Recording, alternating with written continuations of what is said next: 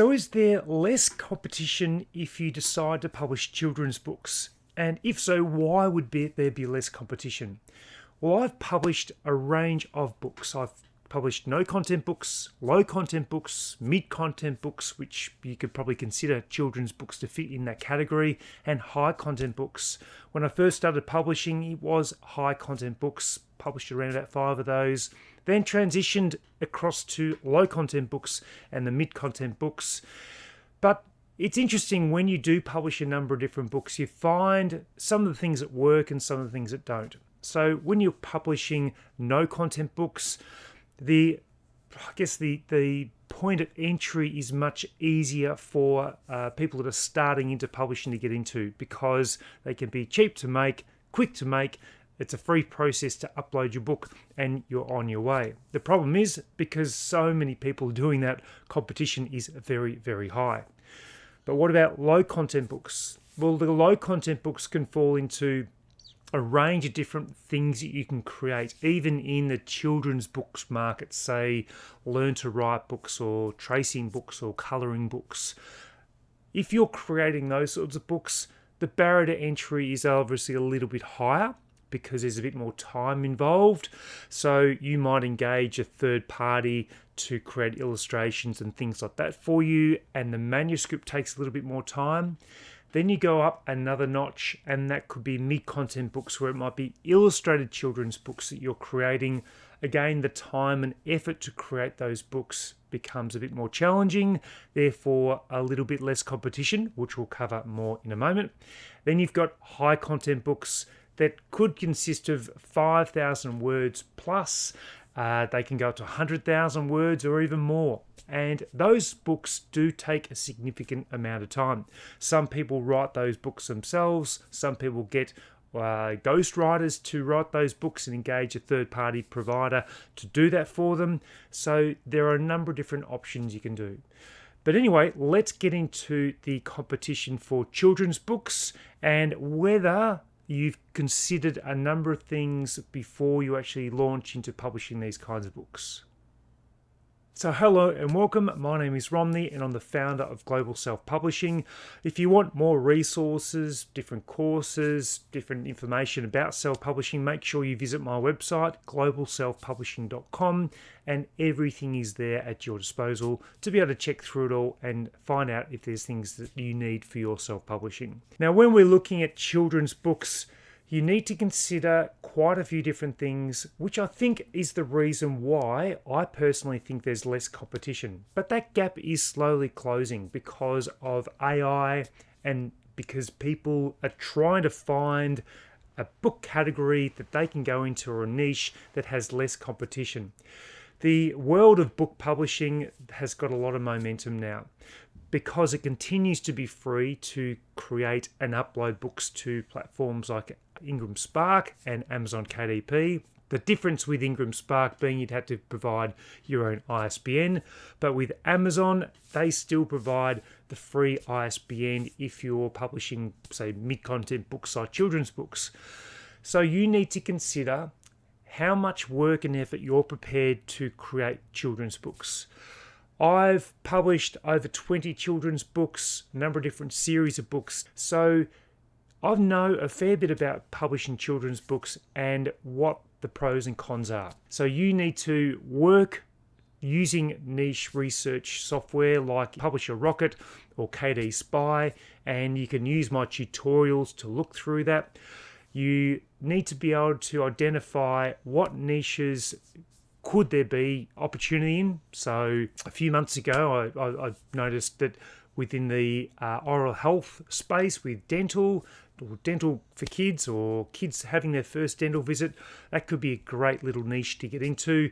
Other first-time experiences might be the way to go as well. Experiences like going to kindergarten or going to school for the first day, they would be oversaturated, but there might be other first-time experiences such as learn to swim or traveling on an airplane for the first time. Just think through first-time experiences that children might need to have a look into. So that is a niche that you might want to explore more. But some of the challenges that you might find when publishing children's books will be the illustrations. So do you use Canva? Do you use AI? Do you engage an illustrator to create those illustrations for you? Then how much do you pay? So that's another factor that comes into it, and also ensuring that you have the commercial rights to use those images in your book, including front cover images and back cover images. So there's some considerations as well. And so that comes with an expense. There's that time factor, but it really comes down to the niche research. Now, the good thing about children's books is they can be quite short and they can do extremely well. So you might have a book that's 28 or 30 pages in an 8.5 by 8.5 inch for a paperback for Amazon. And you can create that book and you might only need 10, 12 illustrations within that book. And therefore you can write that book and then get it published and get ready to hopefully have some sales. Now, one of the key things is that when you've got competition, no matter whether it's a little bit of competition or high competition, you still need to look at how you market your books and advertise. As I've said in many other videos before, Amazon is not there to market and promote your book. They're there to host your book, and if it sells well, it will feature higher on, say, page 1 or page 2. But they're not in the game unless your book's doing extremely well to really push it up. So you need to get your book market and advertise well to get it into the algorithm. Some people say, well, I don't have enough money or don't have any money to market my book. Well, you need to think creatively to do that. So that might be having your book, you might have a YouTube channel you start up, it might be on TikTok, you might feature in on a podcast. You need to think through different ways that you can market your book if you're not prepared or you don't have the means to be able to market through, say, Amazon ads. If you have a children's book, you can actually load that up to Ingram Spark as well. Now, Ingram Spark, a couple of years ago, waived their $49 upload fee. What you do need to get is an ISBN for Ingram Spark, though, which is an expense, but it's that one-off expense which you need to think through about your long-term investment of writing books. So let's sort of wrap all this up. I think children's books do have less competition. They do have the ability to do exceptionally well. You can create paperback and hardback books for them. You could even create an audio book if you wanted to, and an ebook. So children's books do have that opportunity to cover a lot of different areas. You could also translate your children's book to different marketplaces like Spanish if you had that chance to do that. The only challenge is if you're doing rhyming books, since the children's books, trying to convert those into different languages can be very, very hard because there's a lost in translation when you're using rhyming words. So that might be one challenge if you're doing that. So if you're thinking about translating books in different languages, just probably don't use rhyming language. You need to ensure that you have the business rights to the images as well, as I've previously mentioned. So you might have less competition, but there are other considerations you need to work through to get your children's book correctly formatted, really professionally and highly developed so you can sell it, because customers are really going to look at your front cover as your main selling point to begin with. Now, I do have a course about publishing children's book. You can just jump on my website again, globalselfpublishing.com, and you can go to the courses tab, and that will show you my premium children's book publishing course, which has had over 4,000 students go through that course, and I've had some fantastic results. But if you wish to do high content books, that's even another level. You can do that if you want to. It just takes a lot of time and effort and significant amount of resources to create high content books. But again, there's much less competition. But no matter what kind of competition you have, if you don't create a highly professional, engaging book that customers want and need, you're not going to sell a copy, no matter whether it's a no content book, low content book, mid content book, high content book. So you need to think through the kind of book, and that's where the niche research really comes into it from the very, very beginning. So I hope some of this information does help.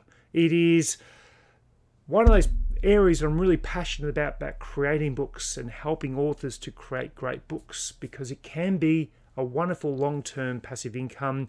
You can become a key person of influence in a particular market or niche if you create great books. So my website has all the information you need. Jump on there, jump on other videos I've created on YouTube through my channel, and all the best with your self-publishing. So until later on, I'll see you then. If you'd like to learn more about self-publishing, just make sure you visit my website, globalselfpublishing.com. And on this website, you'll find a ton of free resources. So if you scroll down on the first page, you'll see an introduction to the website. You'll also get to see some of the courses and content that I've created for you. If you go all the way up to the top here, you can actually also go to the different resources that you can download for free. So here's a number of resources that you can see straight away. Also, if you go to self-publishing courses, you can see that I've also got my premium self-publishing course on publishing a children's book. I've also got free access to my 2-hour KDP fast track course. Take a look at the preview for that, and then further down you'll see the other courses that are available, plus a sign up if you want to access all those courses for just $19 per month. And then finally, I've got software and tools. This provides an outline of the tools that I use for my publishing, and it's a great opportunity to see what I use. I don't use a lot of software programs, but the ones that I do use are the ones that have helped me significantly to elevate my publishing for the last 5 years. So thanks again. Remember to visit globalselfpublishing.com, and all the resources that you need are just in one place.